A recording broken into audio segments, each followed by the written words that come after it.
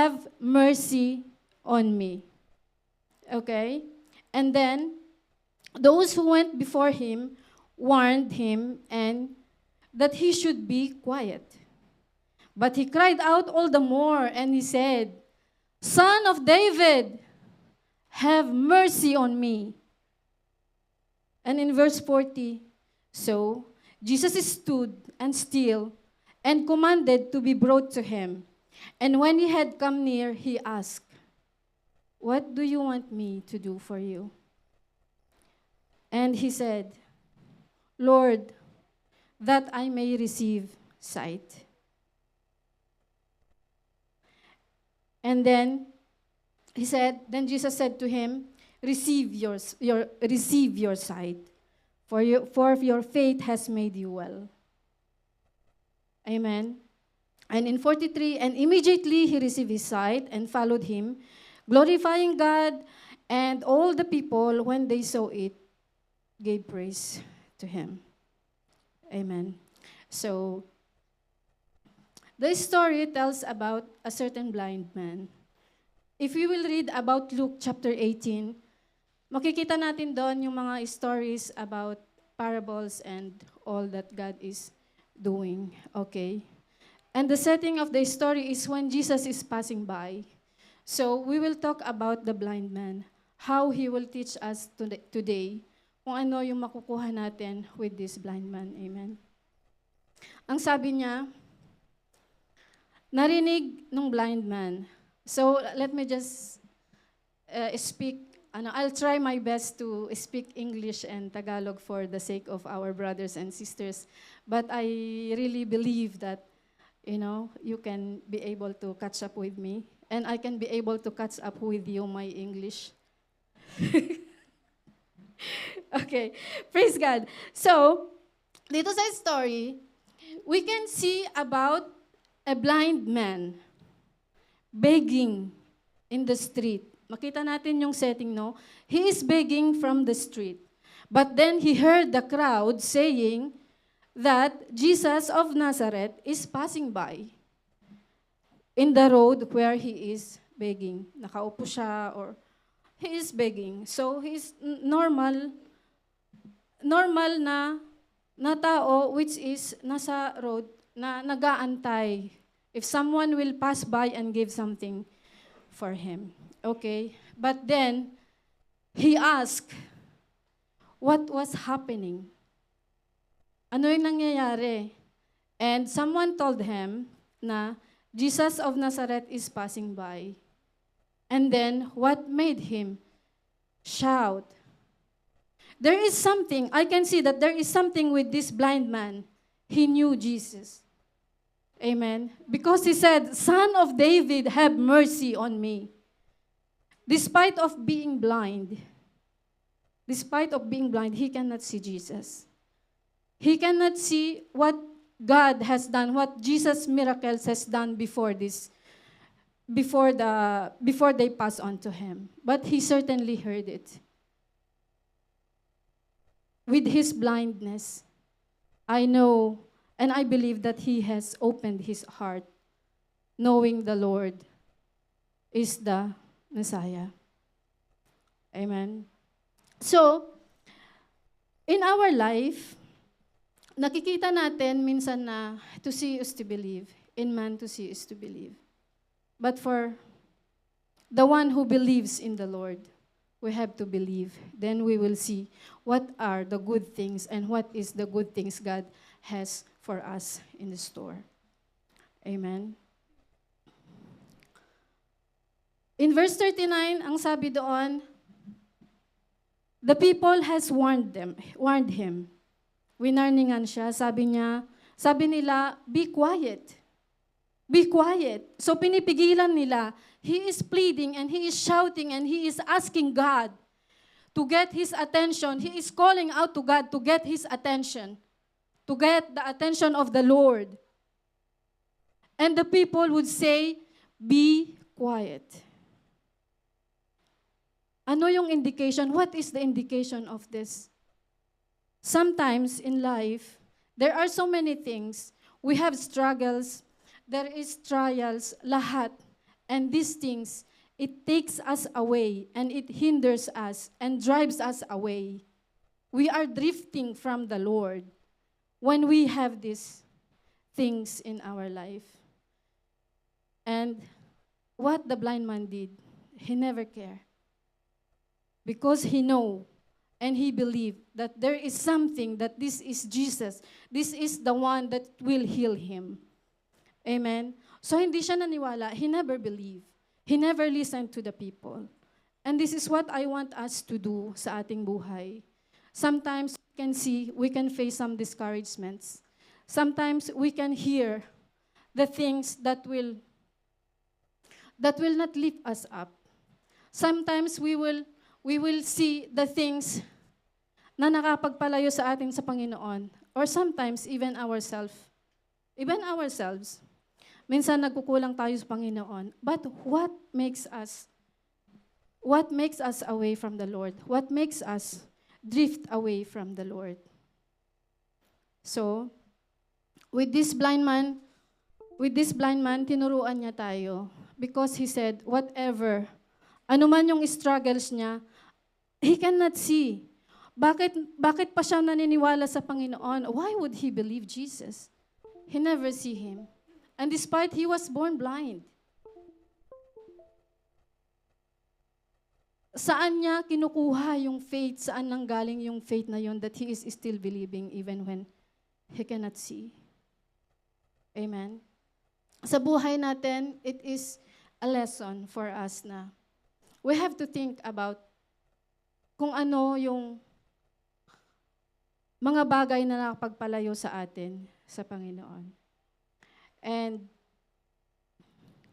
another is, after niyang tinawag ang Panginoon, the Lord stood still.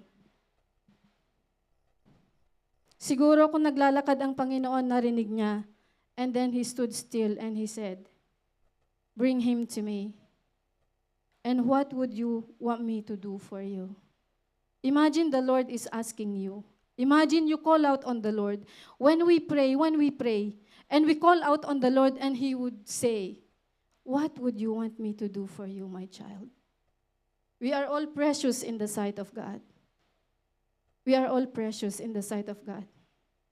And I do believe that if we will ask something, in the word of the Lord in Philippians, ang sabi niya, be anxious for nothing, but in everything, let your requests be made known to God. And yes, the blind man, he knew and he gave what is for the Lord. And then, next is, anong sinabi niya? Sinagot niya ang Lord, "Lord, that I may receive my sight. What would you want me to do for you?" And the blind man said, "Lord, that I may see again, that I may receive my sight." And immediately, the Lord has granted his prayer. Amen. What made God grant his prayer? Because of his faith. Though he cannot see it with his own eyes, but through the eyes of faith, he knew that he recognized the power of the Lord. Amen. And after he received his sight, anong ginawa niya? There is transformation in his life. There is transformation in his life, and in verse 43, he followed the Lord. And all the people who saw, they followed the Lord. So, what lesson? What is the thing na iiwanan sa atin ng story na to? First is, God answers prayers when we recognize His presence. He is just passing by. The Lord is passing by on the road and He said, "What was happening? Ano ang nangyayari?" Sabi nung blind. But then He said, "The Lord is passing by." So He is aware And he is always ready that the presence of the Lord is there and I will not. Hindi niya papakawalan yung pagkakataon for him to be healed. This is faith. He recognized the presence of the Lord, and despite of his being blind, he sees the presence of the Lord through his heart. Through his heart and his faith. Amen. Second, that we can take from this story is the persistence for God's mercy. Maalala natin, in verse 39, ang sabi nila, be quiet. Be quiet. If he stay quiet, kung nakinig siya, I think hindi siya napansin ng Panginoon at hindi siya pinagaling. But then, meron siyang persistence. If we pray something and we will ask God, we have to have this persistent faith. Persistence. Persistence is something na yung urge, yung you will not stop to ask for that. I remember the widow in the story in the Bible, yung widow. He never stopped going to the king. Tinanggihan, he refused and he refused. Nung nakulitan na, sabi niya, okay. Ibinigay na lang yung hiling ng widow. And this should be yung character natin. Meron tayong persistence. We may not see the answer. We may not see the answer right now, but eventually, all the promises of the Lord are yes and amen. Amen. Hallelujah. So the persistency of the blind man to call unto the Lord to heal him made him well. Amen. By faith and by his action, God made him well. Amen.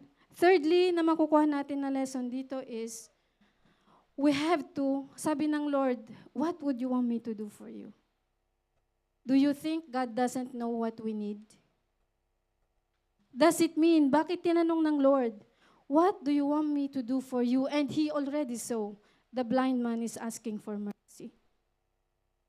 Why does the Lord, who is all-knowing God, why does the all-knowing God ask him, what would you want me to do for you?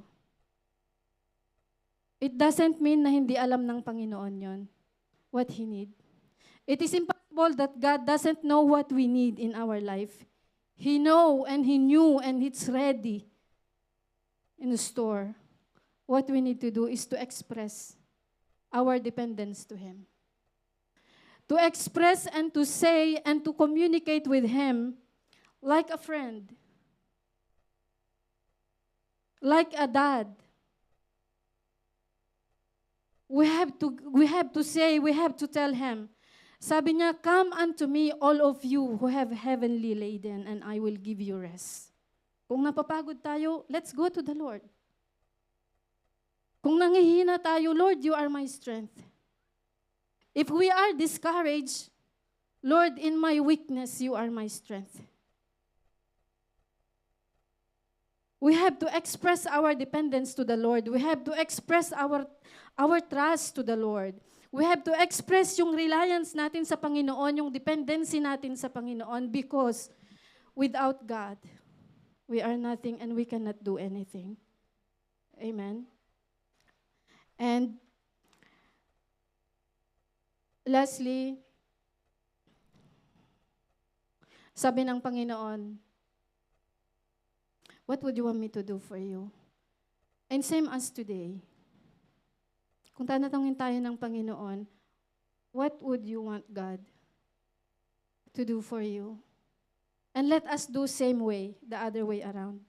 What would you want to do for the Lord? Diba? So the blind man, he received his sight. Tinanong siya ng Panginoon. He expressed. He told God what he need. So what I want to leave today, bago tayo mag-end, is God answers our prayers when we recognize his presence in our life. Amen. Secondly, God answers our prayers when we have this persistence for his mercy. And He answers our prayers when we express our dependence to Him. Amen. And God answers our prayers if we will not stop following Him. If we will always listen to Him and we will always follow the will of the Lord. Amen. Hallelujah. My last question sa bawat isa sa atin at ang gusto kong iwanan in Thessalonians 5:17, the Lord says, rejoice always and pray without ceasing. It's very simple verse, napakaiksi. Rejoice always. Yun ang sabi ng Panginoon. And pray without ceasing. You should pray continually. We should pray continually for each other. We should pray for ourselves. We should pray for our loved ones. We should pray sa mga tao na nanghihina. Because when we are weak, I am sure someone has prayed. May nagpray para sa atin. Amen. So I'd like you to stand and let us sing.